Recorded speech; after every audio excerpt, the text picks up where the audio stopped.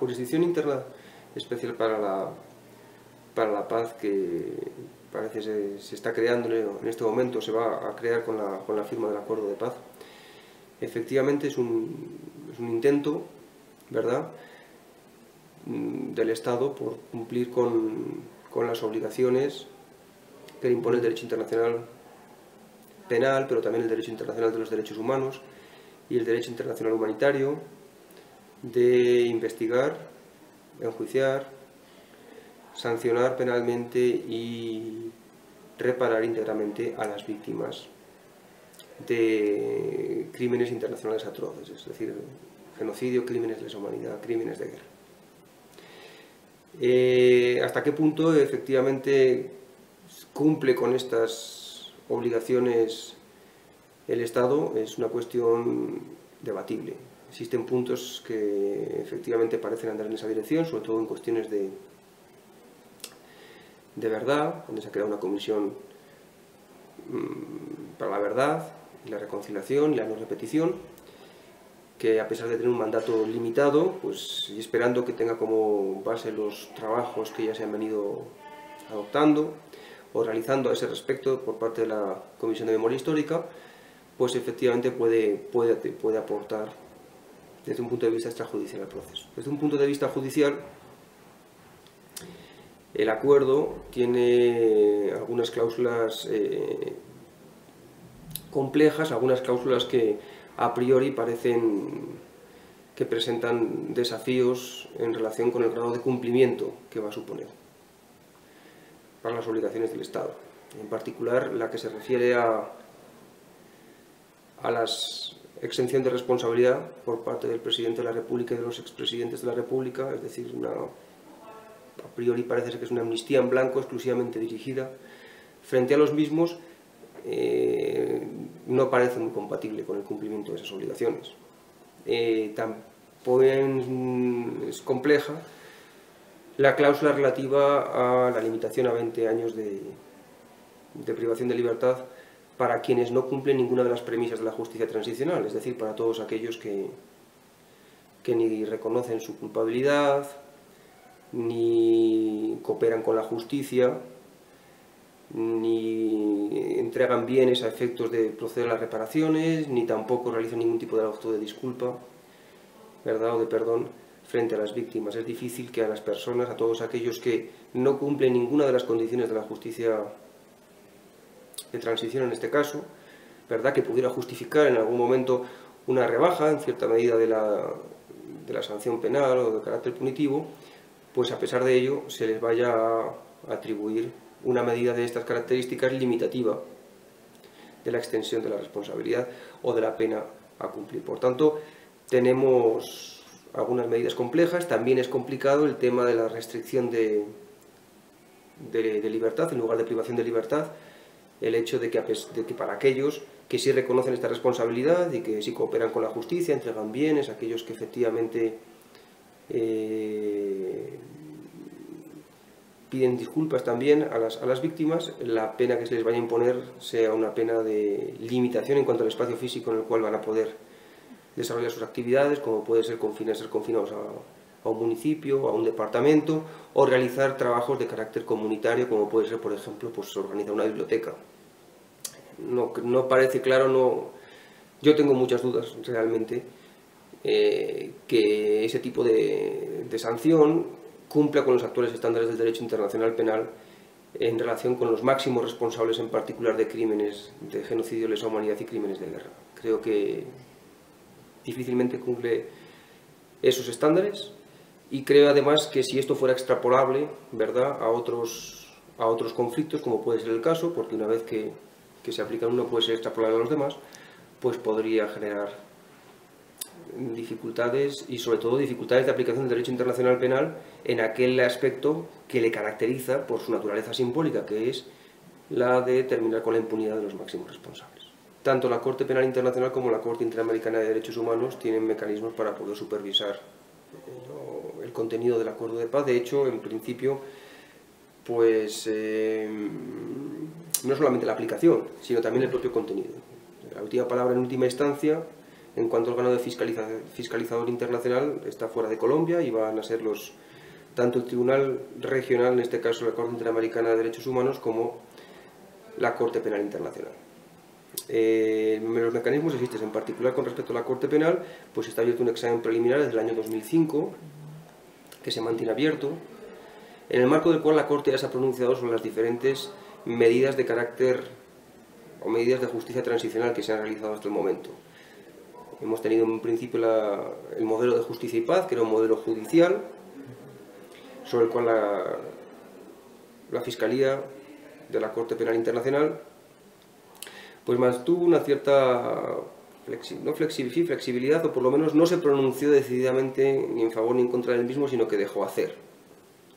realizando ciertas visitas al respecto, lo cual en principio parecía que pudiera ser un modelo que en cierta medida respaldaba, por lo menos que no se oponía frontalmente al mismo. Después apareció el marco jurídico para la paz,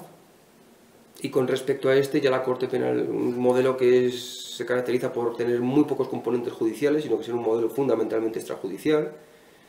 que se incluye además como norma constitucional en los artículos 66 bis y 67 bis,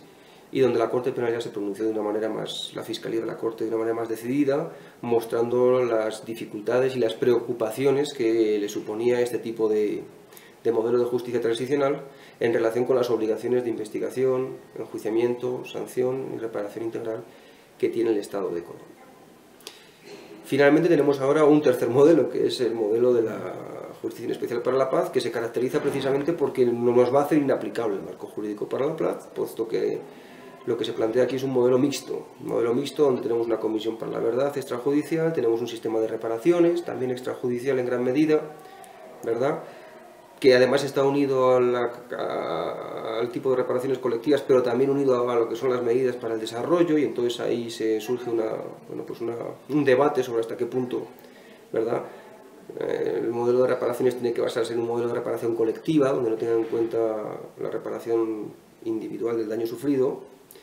y sobre todo hasta qué punto se pueden incluir como medidas de reparación colectiva medidas que supongan, en el fondo, son medidas de desarrollo económico.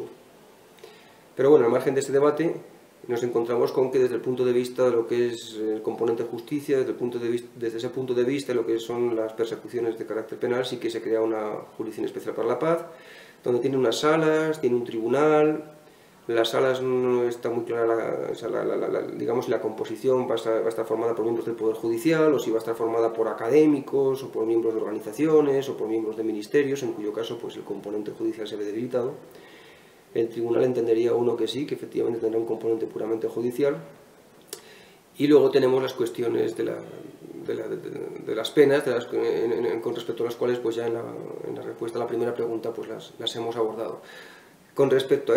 a todos estos modelos, también con respecto a ese tercer modelo, de acuerdo, también se va a pronunciar. Está esperando, entiendo yo, a que se produzca o a que se conozca el modelo definitivo, los detalles del mismo, ¿verdad? Un documento amplio, el que tenemos provisionalmente, pero hay que esperar a que haya el acuerdo de paz para tener el documento definitivo, y sobre esa base, en el marco de su examen preliminar,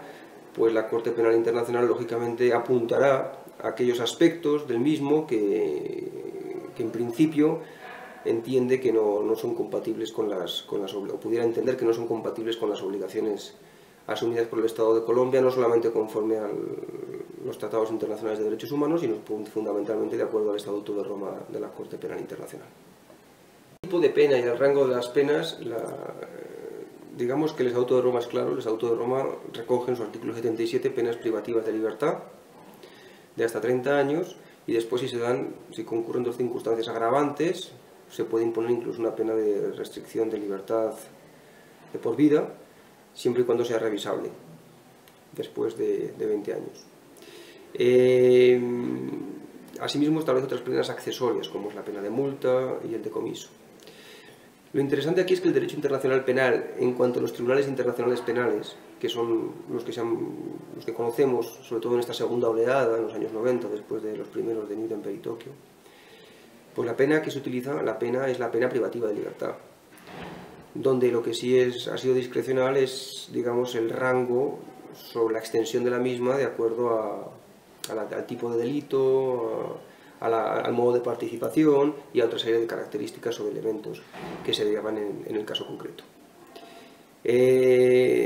Sobre esta base, y teniendo en cuenta que estos tribunales internacionales están apuntando además a los máximos responsables, y por máximos responsables me estoy refiriendo a la dirigencia de los actores implicados, es decir, los dirigentes,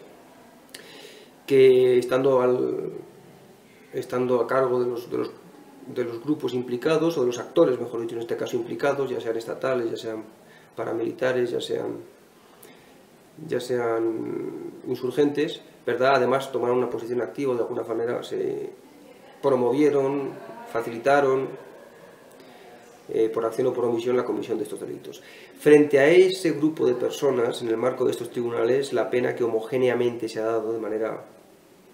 constante es la pena privativa de libertad. Y además son unas penas privativas de libertad que, excepto en el caso de las omisiones punibles por responsabilidad del superior, en principio pues son penas que tienen una duración proporcional a el desvalor del resultado de los hechos que estamos planteando aquí, que son los más graves para la comunidad internacional. Por lo tanto, no creo que sea discrecional en relación con los máximos responsables, en relación con el tipo de delitos atroces de los que estamos hablando, para las partes poder determinar que en lugar de una pena privativa de libertad, ¿verdad?, podamos tener una pena de confinamiento a un cierto municipio o región del país, o que podamos llevar a cabo la misma a través de trabajos comunitarios consistentes, por ejemplo, en organizar una biblioteca. Y ese es el aspecto en el que la Corte Penal se ha centrado dentro de lo que es, lógicamente, la persecución de los crímenes de genocidio, lesa humanidad y crímenes de guerra por parte de los máximos responsables, es decir, de la dirigencia de los grupos implicados. La posibilidad de apertura de una investigación formal por parte de la Fiscalía de la Corte Penal Internacional, lógicamente, esa es una potestad de la Fiscalía de la Corte Penal, y encontrándonos en una situación de examen preliminar, activo, abierto, donde se sigue fiscalizando, ¿verdad?, tanto el desarrollo de los procesos que ya se vienen dando en Colombia, porque en Colombia se vienen dando procesos ya desde hace 10 años, lo que de alguna manera ha permitido poner en práctica ese principio de complementariedad que ha hecho que la Corte Penal continúe con el examen preliminar, pero no haya abierto una investigación. Bien. En tanto, en cuanto se sigan desarrollando ese tipo de procesos, ¿verdad?, y nos encontramos con nuevos marcos jurídicos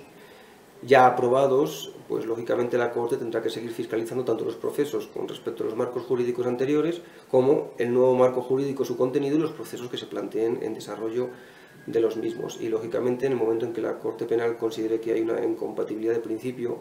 ¿verdad?, entre lo que está llevándose a cabo por parte del Estado colombiano y sus obligaciones conforme al Estatuto de Roma, entonces ahí nos encontraremos bien en un caso de inacción con respecto a los máximos responsables, o bien en un caso de falta de disposición, que lógicamente pues a la Fiscalía de la Corte Penal Internacional le supondría el tener que proceder a la apertura de una investigación de carácter formal. Entonces, esa posibilidad no puede ser excluida, la posibilidad es latente, está presente, va a seguir estando presente, en tanto en cuanto el examen preliminar siga manteniéndose activo frente a Colombia, y no puede ser de otra manera hasta que no veamos cómo siguen desarrollando estos procedimientos que comenzaron y que se siguen produciendo en ejecución de la Ley de Justicia y Paz, ¿verdad?, y cuál va a ser el contenido final de los acuerdos o de esta nueva Jurisdicción Especial para la Paz, y cómo se pone en marcha. Entonces, lógicamente, podemos esperar que la investigación, el examen preliminar de la Corte Penal durará durante un tiempo, y, lógicamente, sobre todo una vez tengamos el contenido final, se pueda analizar y se pueda ver cómo se está poniendo en marcha. La Corte Penal podrá abrir una investigación de carácter formal, o podrá continuar con el examen preliminar, o podrá en algún momento dado, si considera que Colombia ha cumplido con sus obligaciones, pues proceder a la clausura del examen preliminar.